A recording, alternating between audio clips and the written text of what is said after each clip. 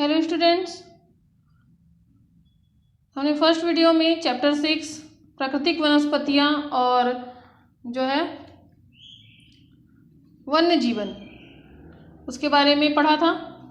Then ये second video है जिसमें हम इस चैप्टर को आगे कंटिन्यू करेंगे। सो स्टूडेंट्स, हमने पहले वीडियो में आपको बताया था कि प्राकृतिक वनस्पति और वन्य जीवन कौन कौन से प्राकृतिक वनस्पति होते हैं और कौन कौन से वहाँ पर जो है जानवर पाए जाते हैं। सो जिसमें हमने प्राकृतिक वनस्पति को 3 पार्ट में डिवाइड किया था। सबसे फर्स्ट था forest and second grassland and third था जो है कांटेदार झाड़ियाँ मीन्स सर्प। सो फर्स्ट वीडियो में हमने वनों के बारे में जो है स्टडी किया था। देन अब हम देखेंगे ग्रासलैंड।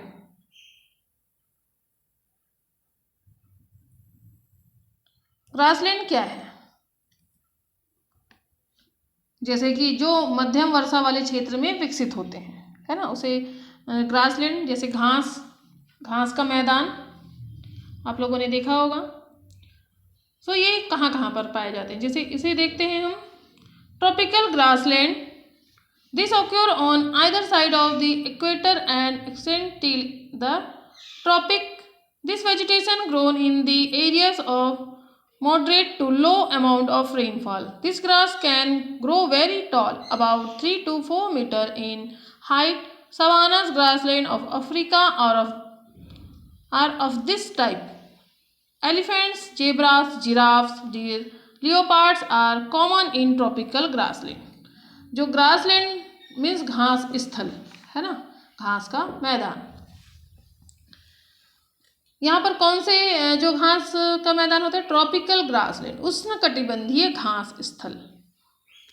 ये वन भूमध्य रेखा के किसी भी तरफ उग जाते हैं। भूमध्य रेखा मतलब इक्वेटर जो लाइन होती है वो, वहाँ पर ये कहीं पर भी उग जाते हैं। भूमध्य रेखा के दोनों ओर से उष्णकटिबंधीय क्षेत्रों तक ये फैला होता है, जैसा कि आप लोग यहाँ पर देख सकते हैं। ये ग्रासलैंड को ट्रॉपिकल ग्रासलैंड 6.14 पिक्चर में आप लोग यहाँ पर देख सकते हैं। See the picture. यहाँ पर ये जो घास होते हैं वो यह वनस्पति निम्न से मध्यम वर्षा वाले क्षेत्रों में पैदा होते हैं। यह घास काफ़ी ऊंची लंबी मीन्स बहुत ऊंची ऊंची होती है, 3 से 4 मीटर की ऊंचाई तक बढ़ सकती है। अफ्रीका का सवाना घास स्थल इसी प्रकार का है। अफ्रीका में कौन सा घास पाया जाता है? सवाना घास स्थल। सामान्य रूप से उष्णकटिबंधीय घास स्थल में यहाँ पर कौन कौन से जानवर पाए जाते हैं? जैसे कि हमने आपको बताया, यहाँ पर elephant, zebra, giraffe, deer, leopard, ये क्या है? यहाँ पर आदि जानवर पाए जाते हैं। तेंदुआ, हिरन, है ना, इस टाइप के जानवर यहाँ पर पाए जाते हैं। लेट्स सी, अब हम देखते हैं दूसरा।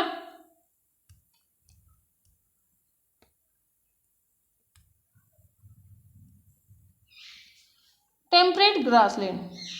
टेम्परेट ग्रासलैंड ये मध्य अक्षांशीय क्षेत्रों में महाद्वीपों के भीतरी भाग में पाए जाते हैं। Temperate grassland, these are found in the mid latitudinal zone and in the interior part of the continent. Usually grass here is a short and nudist. Wild buffaloes, bison, antelopes are common in the temperate region. ये जो शीतोष्ण घास स्थल है होते हैं वो कहाँ? महाद्वीपों के भीतरी भागों में अधिक पाए जाते हैं। यहाँ की जो घास आमतौर पर छोटी एवं पौष्टिक होती है। शीतोष्ण प्रदेशों में सामान्यतः कौन कौन से जंगली होते हैं? जैसे हमने आपको बताया, जंगली भैंसा, बाइसन, एंटीलोप आदि जानवर पाए जाते हैं जो इस घास को क्या करते हैं? खाते हैं, और ये इनके लिए बहुत अधिक पौष्टिक होते हैं। अब देखते हैं हम थ्रोनी बसेस। अभी तक हमने वनों में देखा था कौन कौन से टाइप के वन होते हैं। देन ग्रासलैंड देखा कि कौन कौन से ग्रास होते हैं। जैसे पहला क्या था? ग्रासलैंड में उष्णकटिबंधीय घास स्थल एंड शीतोष्ण घास स्थल, है ना। अब हम देखते हैं थ्रोनी बसेस, कटीली झाड़ियाँ। थर्ड पार्ट क्या था हमारा? कटीली झाड़ियाँ। These are found in the dry desert-like region. Tropical desert are located on the western margin of the continents. The vegetation's cover is scarce here because of scanty rain and scorching heat. Identify the desert region in the world map. Can you name the Great Desert of India?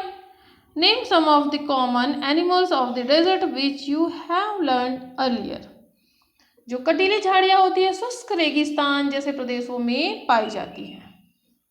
उष्णकटिबंधीय रेगिस्तान महाद्वीपों के पश्चिमी किनारों पर यह पाए जाते हैं। तीव्र गर्मी एवं बहुत कम वर्षा के कारण यहाँ पर क्या होता है, वनस्पति की कमी रहती है और कटीली झाड़ियाँ उग जाती हैं। विश्व के मानचित्र पर रेगिस्तान प्रदेश को यहाँ पर हम जो है देख सकते हैं, आप लोग अपने बुक में देख सकते हैं। क्या भारत के बड़े रेगिस्तान का नाम बता सकते हैं? रेगिस्तान के कुछ जानवरों के नाम बता सकते हैं जिन्हें आप पहले जान चुके होंगे। So let's see. If you reach the polar region you will find the place extremely cold. The growth of natural vegetation is very limited here. Only mosses, inches and very small shrub are found here. It grows during the very short summer. This is called tundra type of vegetation. This is called tundra type of vegetation. This vegetation is found in the polar areas of Europe, Asia and North America. The animals have thick fur and thick skin to protect themselves from the cold climatic conditions. Seal, walruses, moose, oxen, Arctic owl, polar bear and snow foxes are some of the animal found here. यहाँ पर जो देख सकते हैं, यदि आप ध्रुवीय प्रदेश में जब जाएंगे, आप लोग जब भी कभी अगर जाएंगे तो वह स्थान आपको अत्यधिक ठंडा मिलेगा, मतलब वहाँ बहुत कोल्डनेस होती है ना। यहाँ बहुत ही सीमित प्राकृतिक वनस्पति मिलती है।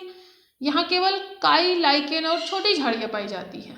ये अल्पकालिक ग्रीष्म ऋतु के दौरान विकसित होती है, इसलिए इसे क्या कहेंगे हम, टुंड्रा प्रकार की वनस्पति कहते हैं। जैसे कि यहाँ पर देख सकते हैं, this is called tundra type of vegetation. ये वनस्पतियाँ यूरोप, एशिया और उत्तरी अमेरिका के ध्रुवीय प्रदेशों में पाई जाती हैं। यहाँ के जो जानवरों के शरीर पर मोटा फर एवं मोटी चमड़ी होती है, जो कि उसे क्या करती है, जो उन्हें ठंडी जलवायु में क्या करते हैं, उसे सेफ रखते हैं, सुरक्षित रखते हैं। यहाँ पाए जाने वाले कुछ जानवर जैसे सील, वालरस, कस्तूरी बैल, ध्रुवीय उल्लू और ध्रुवीय भालू और बर्फीली लोमड़ी आप लोग यहाँ पर देख सकते हैं। यहाँ पर देख सकते हैं आप लोग वालरस कैसे दिख रहा है, एंड ये है पोलर बियर एंड ये है सील। यहाँ पर आप लोग इस पिक्चर को देख सकते हैं। So students, Salima's father showed her some photographs of thick forest. In some of the photographs, Salima observed that people were cutting trees and clearing the forest.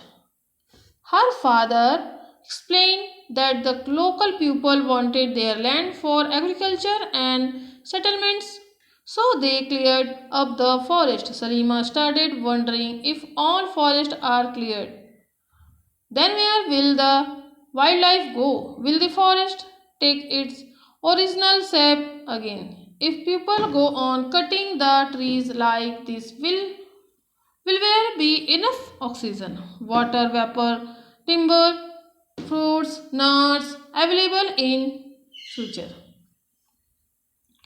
जो सलीमा के पिता क्या है, पिता ने उसे कुछ घने वनों के चित्र दिखाए थे।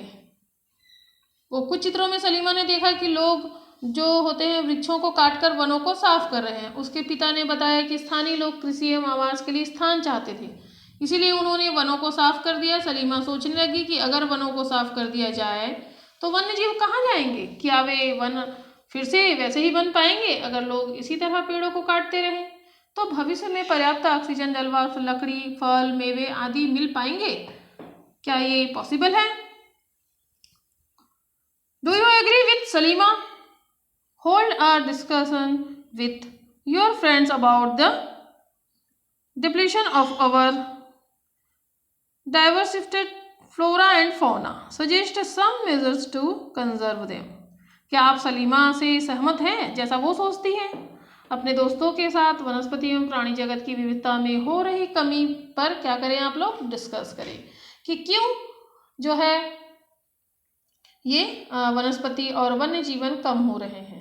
इसके संरक्षण एवं सेफ्टी के लिए क्या करें, कुछ सुझाव आप लोग भी दे सकते हैं।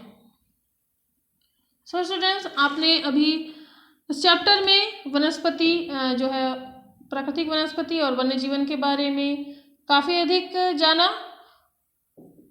सो इसे और भी अधिक जानने के लिए आप लोग क्या कर सकते हैं, अपने जो डिस्कवरी चैनल है ना, अपने घरों में न्यूज़ चैनल में आता है जो डिस्कवरी चैनल है, वहाँ पर आप लोग देख सकते हैं।